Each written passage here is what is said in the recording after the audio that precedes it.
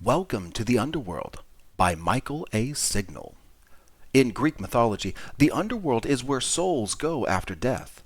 In this text, Hermes, messenger of the gods, gives readers a tour of the underworld. Hello and welcome. I will be your tour guide for the day. No reason to be scared. Well, there is some reason to be scared, but don't worry, for I will keep you safe. Your surroundings are no doubt frightful as you look around. However, I am sure you will begin to understand. You see, you are no longer in the land of the living, a world commanded by Zeus. You are now in his brother's kingdom. It's becoming clear now. I can see the understanding beginning to dawn across your face. You have passed on to the land of souls, the realm of Hades. I am here to welcome you into this realm and to guide you through it. At the end of the tour, I will escort you back to the land of the living.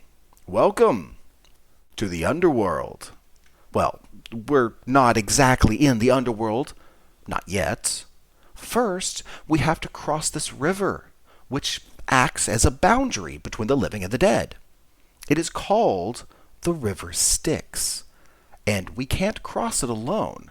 We have to wait here for the ferry. Do you have the fare? Of course you don't. In this world, there's a fare you have to pay in order to travel across the river. Typically, loved ones place coins in the mouth of the dead, knowing that they will need the money to pay Charon, the ferryman of Hades. I have a coin that will allow us to board the ferry. And look! Here is Charon now, wearing his long, tattered robe and carrying his ferryman's pole. We must give the coin to Charon before we can board his vessel. Look there! See that figure in the distance? Yes, those are 3 heads. We are nearing the gates of Hades, guarded by a fierce hound named Cerberus. Cerberus is a massive, fearsome beast. I am sure you have heard tales of him, but seeing him in person can be intimidating.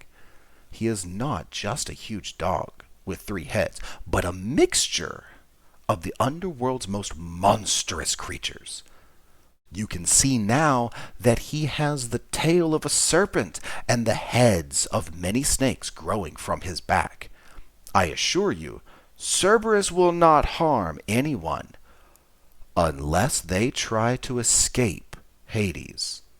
You see, Cerberus ensures that none but the souls of the dead enter the underworld, unless accompanied by me. He also guards the gate so that no one can escape back into the world of the living. Because Cerberus has allowed us safe passage through the gate, we are now in Hades. The underworld is divided into 3 parts. First, there is paradise, the Elysian fields. People earn the right to spend eternity in the Elysian fields through heroic feats and virtuous deeds on earth.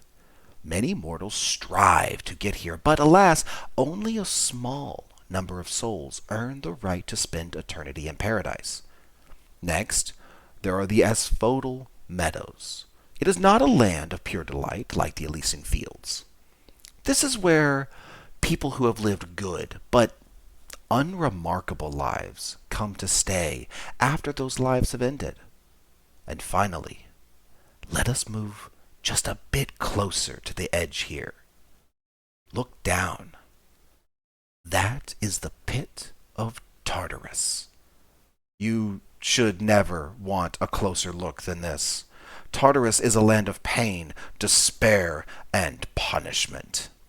It is reserved for only the most despicable people who have spent their lives as scoundrels, thieves, and murderers.